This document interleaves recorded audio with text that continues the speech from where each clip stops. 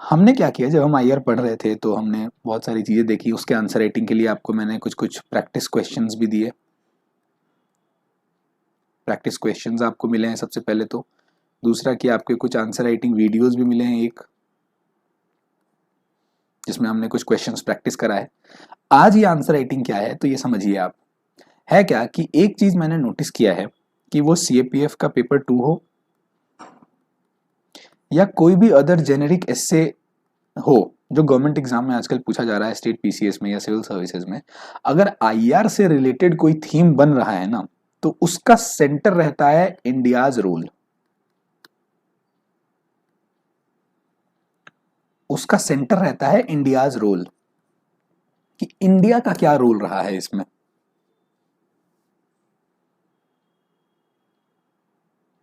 कि इंडिया का बेसिकली क्या रोल रहा है इसमें, समझ रहे हैं। इंडिया का रोल जब हमें समझना है तो एक चीज बहुत ध्यान से जानने की जरूरत है कि चाहे वो बाइलैटरल रिलेशन हो,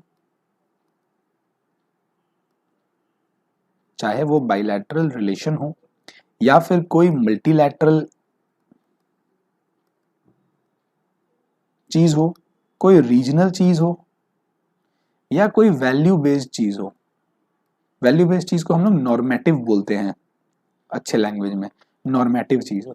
आईआर में इनमें से कैसा भी टॉपिक हो, वैल्यू बेस्ड चीज का मतलब क्या हो गया, जैसे ये क्वेश्चन है India's role as a global leader in promoting democracy and peace, तो डेमोक्रेसी, पीस, ग्लोबल लीडर, इस तरह की बातें जो वैल्यू वाली बातें होती हैं उस तरह का टॉपिक हो। या तो रीजनल हो कि इंडिया का साउथ एशिया में रोल, अफ्रीका में रोल, यूरोप में रोल, अफ्रीका में। बाइलैटरल रिलेशन वाला हो, India China, India Pakistan, India Australia, India US, India Japan etcetera. या मल्टीलैटरल हो कि India and UN, India and BRICS, ये सब चीजें हो। इनमें से कहीं भी आप बात करेंगे तो अब जेनेरिक टॉपिक से ज्यादा ऐसे टॉपिक आ रहे हैं जो आपसे उसको सेंटर में रखते हैं इंडिया का रोल, कि इंडिया का रोल क्या है इसमें। ठीक है, कि इंडिया का रोल क्या है इसमें, समझ रहे हैं बात। अब देखते हैं। तो इसी वजह से इसी चीज को ध्यान में रखते हुए हमने क्या सोचा, इसी चीज को ध्यान में रखते हुए हमने ये एक चीज सोची कि क्यों ना हम ऐसा करें, कि क्यों ना हम ऐसा करें कि हम इस इंडिया के रोल वाले एस्पेक्ट को दो तीन, इसमें से हम कुछ प्रोबेबल एंड इंपॉर्टेंट क्वेश्चंस को निकालें, इसमें से दो तीन प्रोबेबल इंपॉर्टेंट क्वेश्चंस निकालें। इन तीनों क्वेश्चन का हम एक बार देखें कि कैसे हम उसकी आंसर राइटिंग करेंगे, उसमें क्या क्या पॉइंट्स को हमें ऐड करना चाहिए, ताकि आप सीखेंगे इस तरीके से। और आप एक बात तो अच्छे से जानते हैं कि हमने आईआर में जितने लेक्चर किए हैं, ऐसा एक भी लेक्चर नहीं होगा जिसमें हमने अलग से इंडियाज रोल, इंडियाज एस्पेक्ट नहीं देखा होगा। मैंने आपको हर लेक्चर में किसी न किसी में बताया कि इंडिया के लिए कैसे ये इंपॉर्टेंट है, इंडिया का क्या रोल है, इंडिया को किस तरीके से अफेक्ट करता है ये। और तो आपके लिए नया तो टॉपिक नहीं होना चाहिए, बस आपको इस टॉपिक से रिलेटेड सफिशिएंट आंसर राइटिंग अगर करा दी जाएगी तो आप आईआर को कॉम्प्रिहेंसिवली कंप्लीट कर लेंगे। यही पर्पस है। ठीक बात है, चलिए।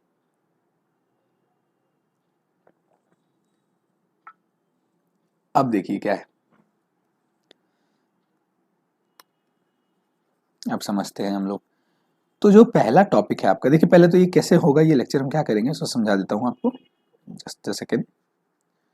होगा ऐसा कि इसमें मैंने तीन क्वेश्चंस लिए हैं हमने, ठीक है। इसमें हमने तीन क्वेश्चंस को आइडेंटिफाई किया है। ये पहला आपके स्क्रीन पे दिख रहा है, दूसरा और तीसरा स्क्रीन के नीचे, हम स्क्रॉल डाउन करके नीचे आएंगे तो हमें दिख जाएगा, ठीक है। इसी तरीके से दो क्वेश्चन और हैं।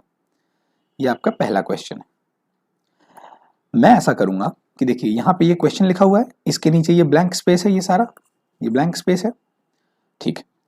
मैं क्या करूंगा कि मैं आपको बताऊंगा कि कैसे ये टॉपिक पढ़ेंगे, और मैं आपके सामने यहाँ पे डिसाइड करूंगा कि कैसे हम इंट्रोडक्शन लिखें, किस तरीके का इंट्रोडक्शन लिखें। और ये बात तो आपको अच्छे से पता है कि मैं स्पून फीडिंग में नहीं बिलीव करता हूं। मैं स्पून फीडिंग में बिलीव नहीं करता हूं, ठीक।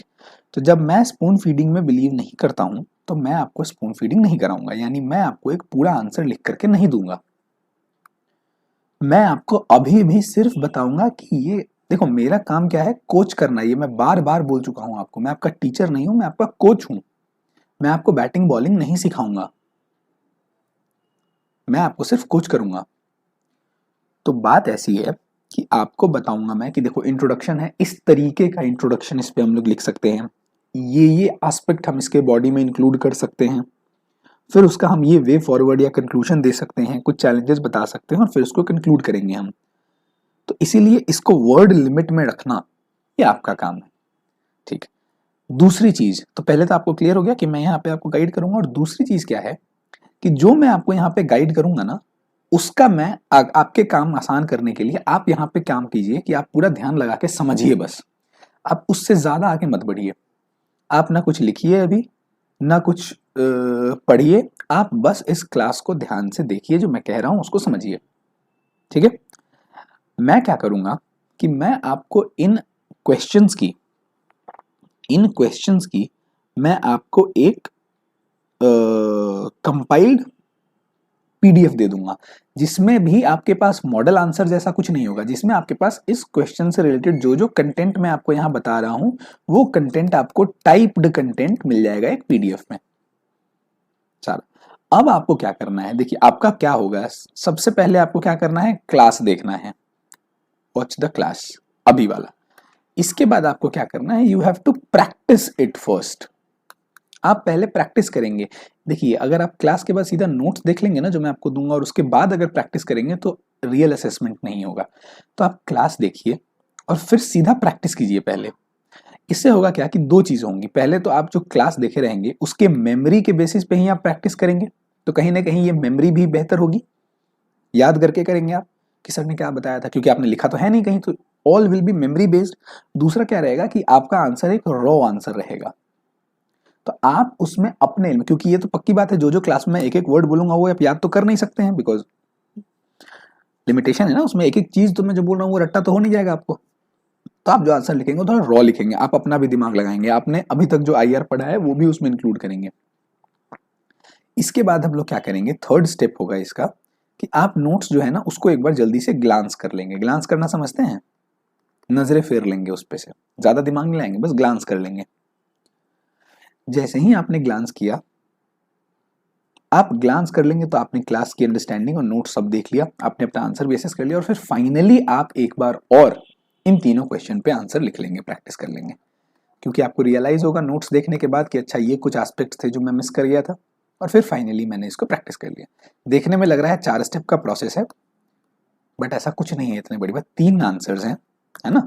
3 आंसर्स को लिखने के लिए अगर आपके पास 1 घंटे हैं तो मोर देन इनफ है। 3 ऐसे हैं, 3 ऐसे लिखने के लिए 1 घंटा आप प्रैक्टिस करें कि 1 घंटे में आप लिख लेंगे। 1 घंटा आपका यहाँ लगेगा, 1 घंटा आपका यहाँ लगेगा। इसमें आप मान लीजिए पूरे नोट्स 3 देखने हैं, 10-10 मिनट देंगे तो 30 मिनट्स में ये हो जाएगा। ये क्लास अब जो भी है जितने देर की भी होती है, 45 मिनट या 1 घंटे जितने की भी होती है, ये है। तो ये आपका काम है, ठीक है। बट इससे होने से क्या हो जाएगा कि आपकी आंसर राइटिंग प्रैक्टिस हो जाएगी। ये एक बहुत इंपॉर्टेंट थीम जो है इंडियाज रोल वाला, ये क्लियर हो जाएगा आपके लिए। समझ रहे हैं बात? तो ये आपको करना है ऐसे। तो अभी आपको समझ में आ गया। अभी मैं आपको क्लास में क्या बताऊंगा, जो भी मैं बताऊंगा उसका नोट्स आपको एक तरीके से मिल जाएगा, ठीक है। तो आपको कुछ दिमाग में लगाना, अगर आपको लगता है कि कुछ रनिंग नोट्स बनाने हैं तो आप बना लीजिए, लेकिन बस ऐसे ही आपका अटेंशन रहे। बहुत बार क्या होता है, बहुत स्टूडेंट्स को ऐसे रहता है कि अगर वो ऐसे रहते हैं ना कि थोड़ा सा अगर लिखते रहते हैं क्लास में कुछ कुछ, तो उनकी ध्यान ज़्यादा रहती है। तो अगर आपका ऐसा है तो आप आराम से कीजिए, तब आपको कोई दिक्कत लेने की ज़रूरत नहीं है, तब आप थोड़ा सा नोट्स बना सकते हैं, लेकिन मेन आपका नोट्स रहेगा जो मैं आपको दूंगा सो, और सबसे ज़रूरी रहेगा कि अभी आपको अंडरस्टैंडिंग पे ध्यान देना है। एब्सोल्युटली करेक्ट, ठीक है। बढ़े आगे, चलिए। तो पहला टॉपिक देखिए, पहला टॉपिक क्या है, पहला है India's role as a global leader in promoting democracy and peace. Democracy and peace को प्रमोट करने में इंडिया का रोल क्या रहा है, इंडिया का रोल क्या रहा है डेमोक्रेसी और पीस को प्रमोट करने में। तो देखिए, इंडिया का ये वैल्यू बेस्ड क्वेश्चन आ गया, है ना। इसके बाद का जो क्वेश्चन देखेंगे ना वो मल्टीलैटरलिज्म पे होगा, और थर्ड क्वेश्चन देखेंगे वो मैरीटाइम कंसेप्ट पे होगा, क्योंकि मैरीटाइम एरिया भी बहुत ये वैल्यू बेस्ड है। तो इंडिया का role in as a global leader, India as a global leader तो एक बहुत कॉमन थीम है जो हमने बहुत बार किया हुआ है, ये आपको पता होगा। हमने हर लेक्चर में ग्लोबल लीडर बन के आएगा, साउथ ग्लोबल साउथ का ग्लोबल लीडर बनेगा, ये वो सब हमने किया है। ठीक, अब हम लोग इसका इंट्रोडक्शन अगर आपको इसका लिखना पड़ेगा, पहले तो एक बार इसको हम देख लेते हैं कि इसका सिनॉप्सिस क्या है। पहले तो आप इसका इंट्रोडक्शन लिखेंगे, तो हम देखेंगे अभी कैसे लिखेंगे। उसके बाद आप क्या करेंगे कि आप अलग अलग कंटेक्स्ट की बात करेंगे, अलग अलग कंटेक्स्ट बोल दीजिए या अलग अलग डायमेंशन बोल दीजिए, जिसमें आप बताएंगे कि कैसे इंडिया दुनिया भर में डेमोक्रेसी और पीस का एक वो हो सकता है, वो अपना डायमेंशन क्लियर हो सकता है उसके वजह से। उसमें हिस्टोरिकल कंटेक्स्ट आ गया, आपका हिस्टोरिकल कंटेक्स्ट आएगा, डिप्लोमेसी आएगा, पीस कीपिंग आएगा, साउथ साउथ कोऑपरेशन आएगा, इंक्लूसिव मल्टीलैटरलिज्म आएगा, एटसेट्रा चीजें आएंगी। मेन आपका एस्पेक्ट ये रहेगा, मेन बॉडी ये रहेगा। लेकिन इसके बाद इससे है तो आप छोटा सा आप शॉर्ट नोट देंगे कुछ चैलेंजेस पे भी इनमें, कि क्यों, क्या चैलेंजेस हैं डेमोक्रेसी और पीस को प्रमोट करने में, इंडिया क्या क्या चैलेंजेस फेस कर रहा है जब वो दुनिया में डेमोक्रेसी और पीस को प्रमोट करने जाता है, तो उसको कैसे कैसे चैलेंजेस फेस होते हैं, इसका आप शॉर्ट नोट दे देंगे। और इसी का शॉर्ट नोट आप वे अहेड का भी दे देंगे। तो आपके बॉडी के दो पार्ट हो गए। पहला तो मेन पार्ट आपका ये हो गया जिसको आप डिटेल में बात करेंगे, जो सवाल है आपका, और दूसरा आप इस पे भी दे देंगे, तो लगेगा कि आपका इससे मल्टी डायमेंशनल है। ठीक है, जब आप ये दे देंगे उसके बाद आप क्या करेंगे, फाइनली आप कंक्लूड कर देंगे।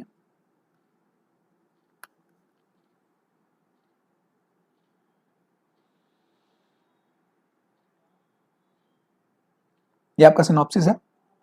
ठीक, अब हम देखते हैं कि इंट्रोडक्शन में आप किस तरीके से चीज लिखेंगे, डायमेंशन में क्या क्या सब हेडिंग बनेंगे, बाकी डिटेल नोट्स आपको तो मिल ही जाएंगे। ठीक है, तो ये बात समझ में आया कैसे करना है। ठीक, देखिए अगर इंट्रोडक्शन की बात करी जाएगी इस सवाल में, तो इंट्रोडक्शन क्या रहेगा, आप किसी भी तरह से टॉपिक को इंट्रोड्यूस करते हैं। आपने बहुत सारे टेम्पलेट देखे हैं, उन्हीं में से कोई टेम्पलेट भी आप यूज कर सकते हैं। यहाँ एक आंसर राइटिंग है तो एक फ्रेश दे देता हूं मैं आपको। अगर मैं ऐसा कहूं कि इंडिया जो दुनिया की सबसे बड़ी डेमोक्रेसी है, उसकी एक यूनिक पोजीशन है डेमोक्रेसी और आइडिया, यानी इंडिया की एक यूनिक पोजीशन है, इंडिया की एक यूनिक पोजीशन है किस चीज में, democratic ideals, democratic ideals and peace को प्रमोट करने में।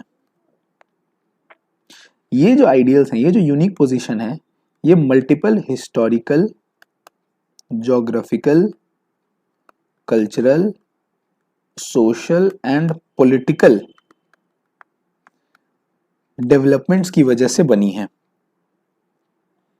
और इस यूनिक पोजीशन को मेंटेन करने के लिए इंडिया एक एस्पायरिंग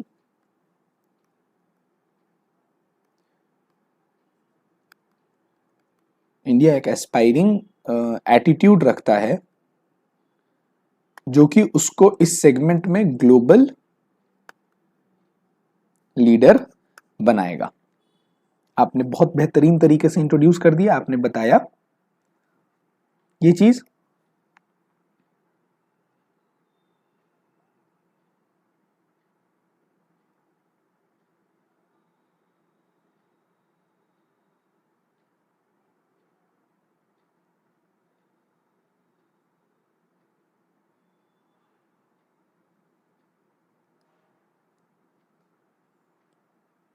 जो आपका टॉपिक था वो आपने बताया, डेमोक्रेसी और पीस की बात आपने कर दी, तो ये आपका इंट्रोडक्शन बन जाएगा एक तरीके से। ठीक है, यही इंट्रोडक्शन होता है ना, यही करते आ रहे हैं अभी तक। चलिए बॉडी पे आते हैं। तो बॉडी में आपको मैंने बताया दो पार्ट बनेगा बॉडी का। पहला पार्ट बनेगा main aspect of your answer. Main aspect of your answer क्या होगा,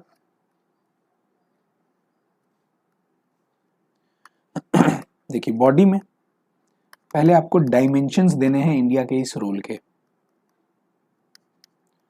डायमेंशन में सबसे पहला डायमेंशन अगर मैं आपको बोलूं, तो आप सबसे पहला होगा हिस्टोरिकल कंटेक्स्ट। किसी भी चीज़ की शुरुआत हमेशा हिस्टोरिकल कंटेक्स्ट से ही कीजिएगा, क्योंकि वही अच्छा लगता है। तो हिस्टोरिकल कंटेक्स्ट हो गया।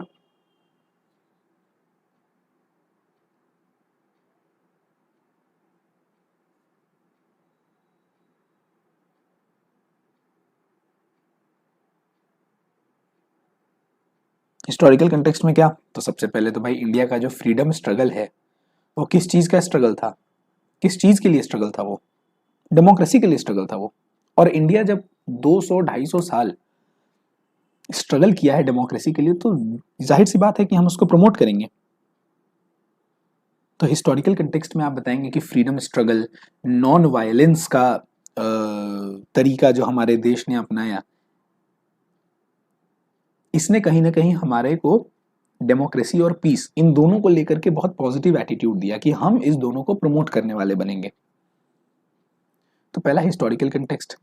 दूसरा आप बोलेंगे डिप्लोमेसी। डिप्लोमेसी में आप क्या बताएंगे कि जैसे जैसे इंडिया आज़ाद हुआ, इंडिया के आज़ाद होने के बाद से ही हमने कभी भी ये कोल्ड वॉर वाली डायनेमिक्स, ये ऐसी तरह के पॉलिटिक्स जो डिविजिव पॉलिटिक्स हो, पावर स्ट्रगल, आर्म्स रेस, इन सब चीजों में भरोसा नहीं रखा। हमने हमेशा डिप्लोमेसी में भरोसा रखा है। तो हम ये कह सकते हैं कि हाँ, डिप्लोमेसी। दूसरा आप एग्जांपल दे देंगे नॉन अलाइनमेंट मूवमेंट इंडिया का, आपको और एग्जांपल देना है, आप Indian technical and economic cooperation programme का दे देंगे जो डेवलपिंग नेशन को सपोर्ट करता है, आईटेक, सब नोट्स में है। आईटेक जो है क्या करता है, डेवलपिंग कंट्रीज जो है ना, इन डेवलपिंग कंट्रीज की हेल्प करता है। फिर तीसरा एस्पेक्ट आप दे देंगे पीस कीपिंग। पीस कीपिंग में एस्पेक्ट जो आप देंगे वो कैसा एस्पेक्ट देंगे, वो आप सीधा सीधा ये कहेंगे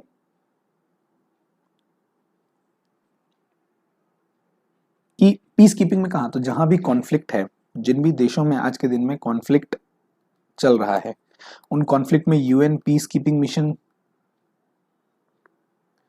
काम करती है। ये जो यूएन पीस कीपिंग मिशन काम कर रही है, ये क्या कर रही है, तो वहां पे शांति लाती है, यानी पीस को प्रमोट किया जा रहा है। उस पीस कीपिंग मिशन में यूएन के सबसे ज्यादा जो ट्रूप्स कंट्रीब्यूट कोई देश करता है तो वो इंडिया करता है।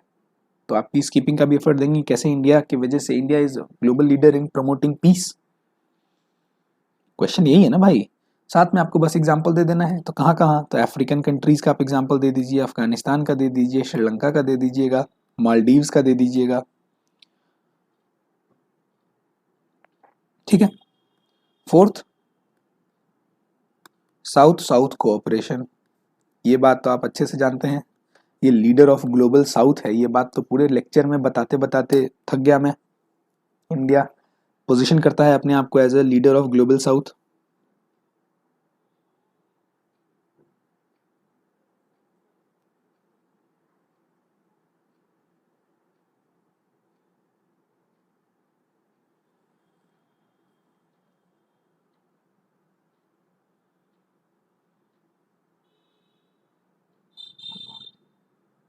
हाँ,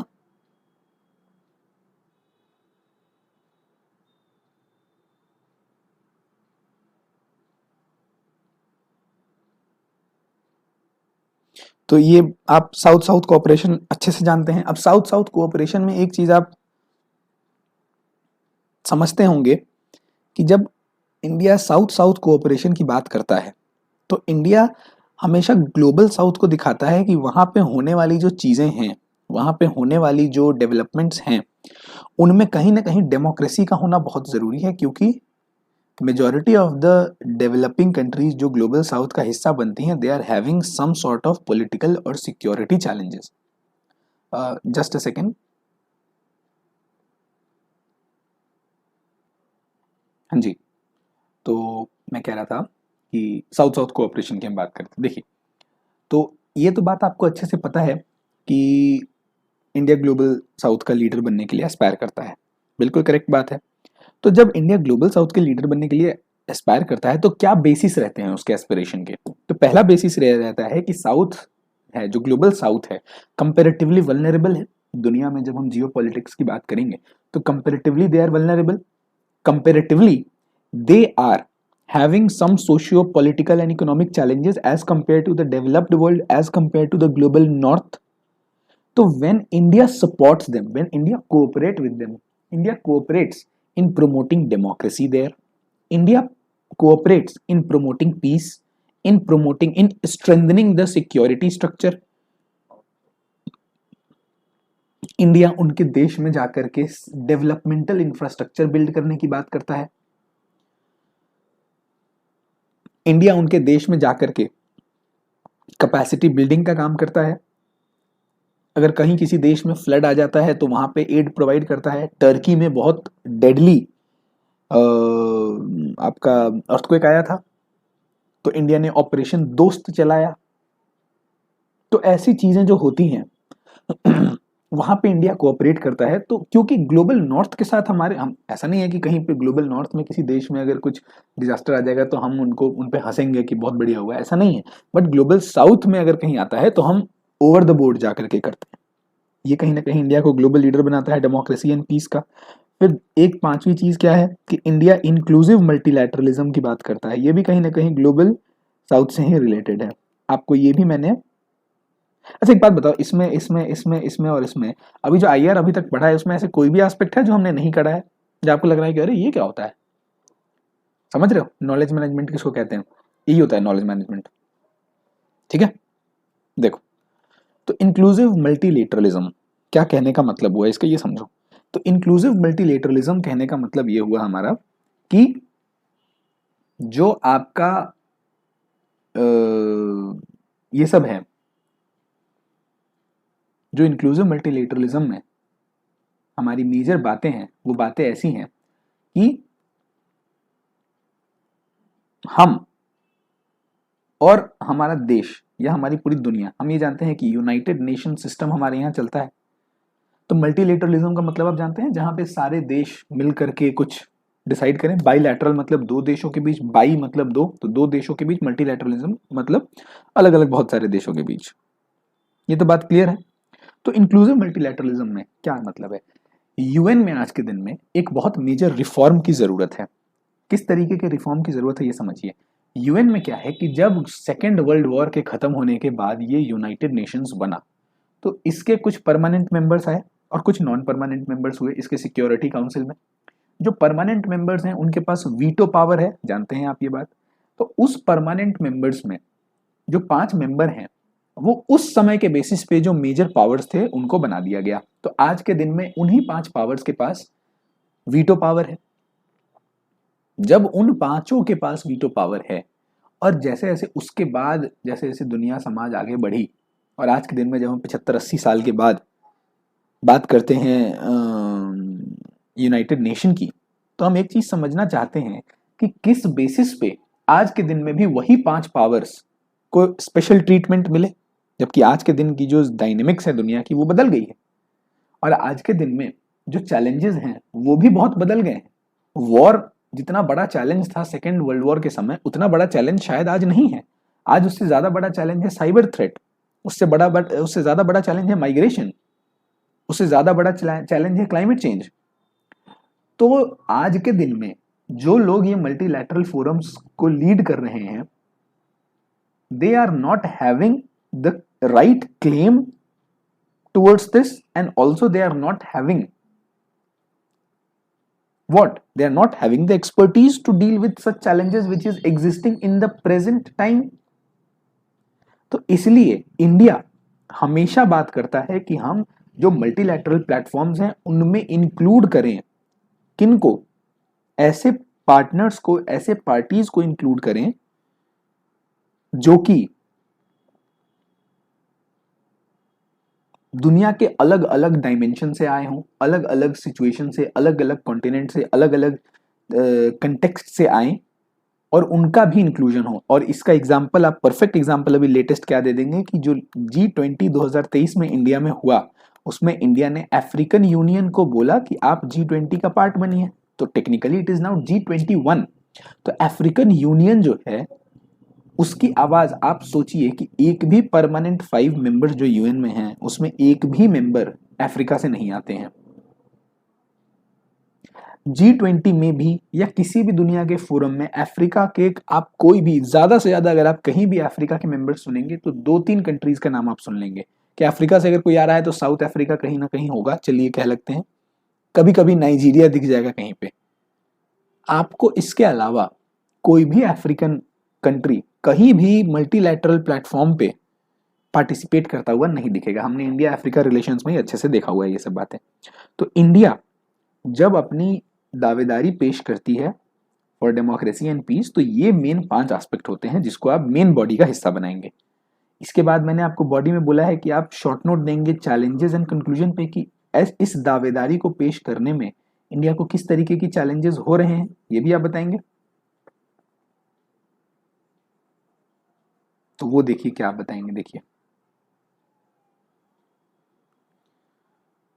आप चैलेंजेस में छोटा सा, बस एक छोटा सा पैराग्राफ देंगे चैलेंजेस में, आप सीधा और एक ही में आप लिख सकते हैं कि 3 चीजें आप बोलेंगे। पहली चीजें बोलेंगे कि जियो पॉलिटिकल राइवलरी, प्रतिस्पर्धा चलती रहती है। इंडिया हमेशा चैलेंज फेस करता है उन जियो पॉलिटिकल यूनिट्स से, उन देशों से जो डेमोक्रेसी में नहीं बिलीव करते हैं, यानी जो अथॉरिटेरियन है, जिनमें डिक्टेटोरियल टेंडेंसीज है।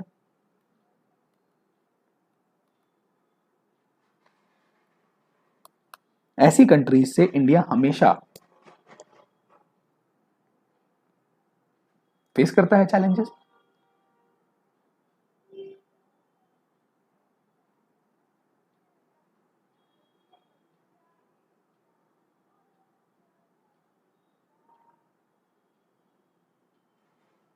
है ना?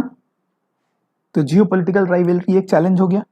दूसरा आप कहेंगे रीजनल इंस्टेबिलिटी, बहुत सारे ऐसे रीजन हैं जो वो पूरा रीजन ही इनस्टेबल है, वो या वो देश इनस्टेबल है, तो वहां पे जाकर के इंडिया जो अपनी डेमोक्रेसी और पीस को एक्सप्रेस कर पाएगा उसका एक्सटेंट लिमिटेड हो जाता है। हम ज्यादा नहीं कर सकते हैं क्योंकि वहां पे यार परेशानी ही बहुत है उस एरिया में।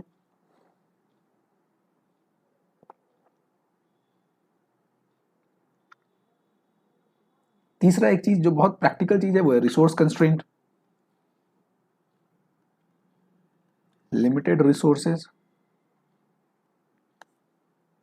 इंडिया को दुनिया भर में डेमोक्रेसी और पीस के एस्पेक्ट में लीडर बनने के लिए जो जो उसके सपने, उसमें ये 3 चैलेंजेस हैं मेजर, और बहुत सारे चैलेंजेस आप गिना सकते हैं, बट सवाल चैलेंजेस पे नहीं है, इसलिए हम इसको एक शॉर्ट नोट में लिख रहे हैं। तो आप 3 चैलेंजेस दिखाएंगे कि अभी भी इंडिया को जियोपॉलिटिकल राइवलरी वाला चीज, रीजनल इंस्टेबिलिटी वाला चीज और लिमिटेड रिसोर्स वाला चीज कहीं ना कहीं लूपहोल या हर्डल प्रेजेंट करता है। इट प्रेजेंट्स अ हर्डल किस चीज में? ग्लोबल लीडर बनने में, डेमोक्रेसी इन पीस के। और दूसरा जो शॉर्ट नोट आप बनाएंगे वो बनाएंगे वे फॉरवर्ड पे। वे फॉरवर्ड पे आप कैसा शॉर्ट नोट बनाएंगे देखिए।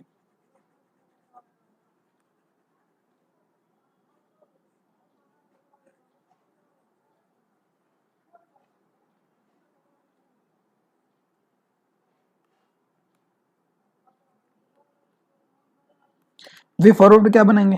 आप कुछ ज्यादा नहीं बनाएंगे, आप जो चैलेंजेस थे ना उसी को बताएंगे। आप कहेंगे कि जो डेमोक्रेटिक इंस्टीट्यूशंस हैं उनको स्ट्रेंथन करने के लिए इंडिया को काम करना चाहिए। रीजनल स्टेबिलिटी, सिर्फ डेमोक्रेसी और पीस को प्रमोट करने पे नहीं रही है, रीजनल स्टेबिलिटी भी प्रमोट कीजिए। पब्लिक डिप्लोमेसी जो है उसको बढ़ाइए। पब्लिक डिप्लोमेसी क्या होता है? जब लोकल, जब पब्लिक जो इन्वॉल्व हो जाए डिप्लोमेटिक चीजों में, फॉर एग्जांपल कल्चरल एक्सचेंज,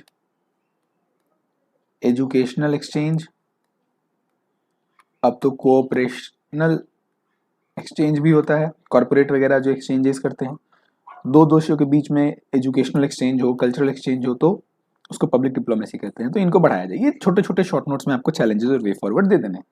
आपने ये इससे पूरा लिख लिया, अब बस आपको इस हिस्से को कंक्लूड कर देना है। कंक्लूजन, अब कंक्लूजन तो नहीं सिखाना पड़ेगा, कंक्लूजन तो आपको आता है।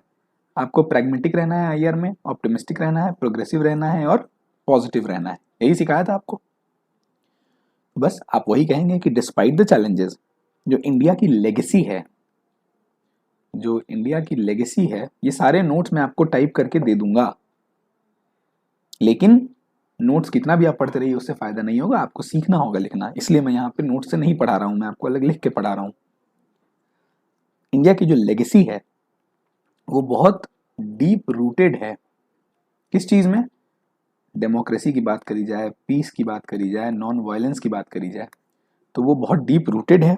और अल्टीमेटली डिस्पाइट सम चैलेंजेस या हर्डल्स, इंडिया की जो ये लेगेसी है उसको इन्फोर्स करने के लिए इंडिया का कमिटमेंट बहुत आयरन क्लैड है। आयरन क्लैड मतलब बहुत स्ट्रांग है, दृढ़ है। और जब इस कमिटमेंट से इंडिया काम करेगा तो अल्टीमेटली दुनिया में स्टेबिलिटी, पीस और इक्विटी आएगा। क्या आएगा? स्टेबिलिटी, पीस एंड इक्विटी, है ना? फ्यूचरिस्टिक है ना, पॉजिटिव, प्रोग्रेसिव, ऑप्टिमिस्टिक, प्रैग्मेटिक, है ना? चैलेंजेस हैं, प्रैग्मेटिक हैं, आप जान रहे हैं कि चैलेंजेस हैं। आप ये नहीं कह रहे हैं कि नहीं नहीं सारे चैलेंजेस को खत्म कर देंगे। चैलेंजेस को मिटिगेट करेंगे, धीरे धीरे कम करने की कोशिश करेंगे। कोई भी सेंसिबल इंसान है वो कभी बोलेगा अच्छा ठीक है परेशानियां हैं, बट ठीक है उन परेशानियों को धीरे धीरे करके ठीक किया जाएगा, उनमें ही उन परेशानियों के रहते रहते रास्ता निकाला जाएगा। यही होता है।